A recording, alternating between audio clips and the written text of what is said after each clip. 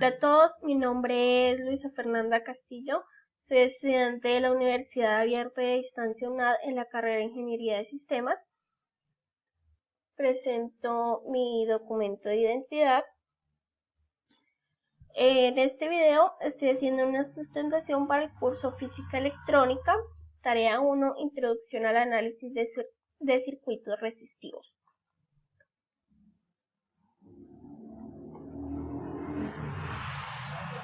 Conceptos fundamentales. Carga eléctrica.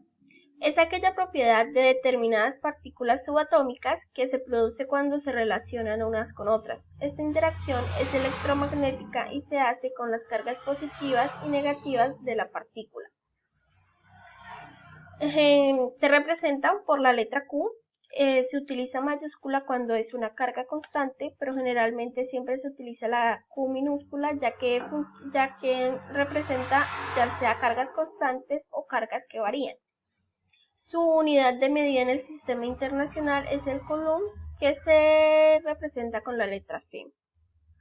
Los protones traen carga, son las partículas de carga positiva, los electrones son las partículas de carga negativa y los neutrones no tienen ninguna carga. Una propiedad de esto es que las cargas iguales se repelen y las cargas diferentes se atraen. Corriente eléctrica. Es la circulación de cargas o electrones a través de un circuito eléctrico cerrado. Su unidad de medida en el sistema internacional es el amperio, representado por la A. Toda corriente debe tener una magnitud y una dirección. Esta es su fórmula. Q representa la carga, por lo tanto, sería la variación de la carga respecto al tiempo. Tipos de corriente eléctrica. Hay varios tipos, pero los más comunes son la corriente directa continua y la corriente alterna. La corriente directa es el flujo de corriente en un solo sentido, manteniendo la misma polaridad y generalmente mantiene una carga de voltaje constante. La corriente alterna es el flujo eléctrico que se da en ambos sentidos, de manera alternativa, produciendo un gráfico de onda, como lo podemos aquí observar. Se utiliza más que la continua, sobre todo en los sistemas de los hogares, ya que tiene la capacidad de variar su carga de voltaje, entonces es muy funcional para pasar, por ejemplo, de un transformador a un hogar bajando su voltaje.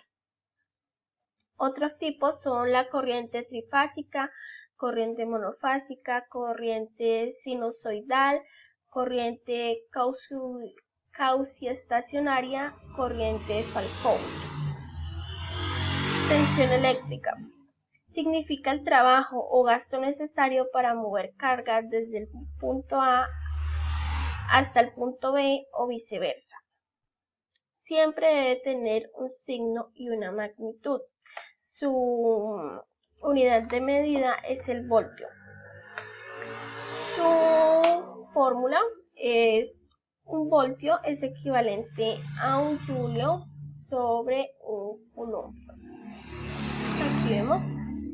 Aquí tenemos un ejemplo de estos gráficos que vemos acá, en donde A es 5 voltios más positivo que B, o dicho de otra forma, A tiene un potencial de 5 voltios más alto que B. Al igual, aquí tendríamos el caso contrario.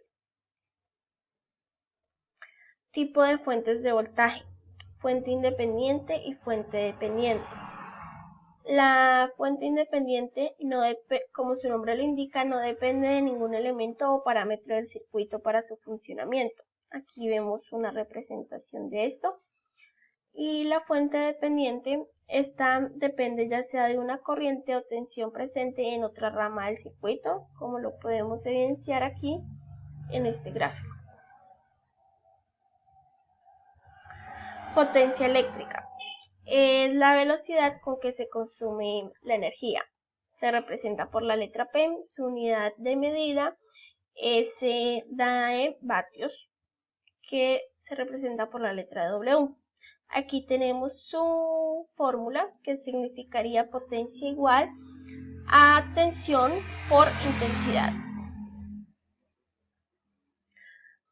A mí me correspondió el estudiante 2, entonces mi pregunta problematizadora sería: ¿existe alguna diferencia fundamental entre el concepto de potencia eléctrica y energía?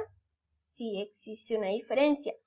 Las dos tienen que ver directamente con energía, pero la potencia, esto se refiere a la capacidad de energía, mientras la energía pues es el consumo por determinado tiempo. Un ejemplo explicativo de esto sería: un bombillo irradia 60 watts de luz. Esa es su potencia y no cambiará.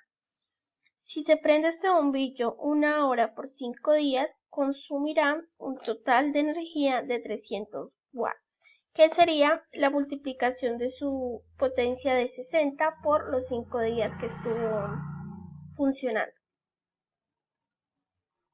Aquí dejo algunas referencias bibliográficas que utilicé para la investigación de estos conceptos. Muchas gracias por su atención.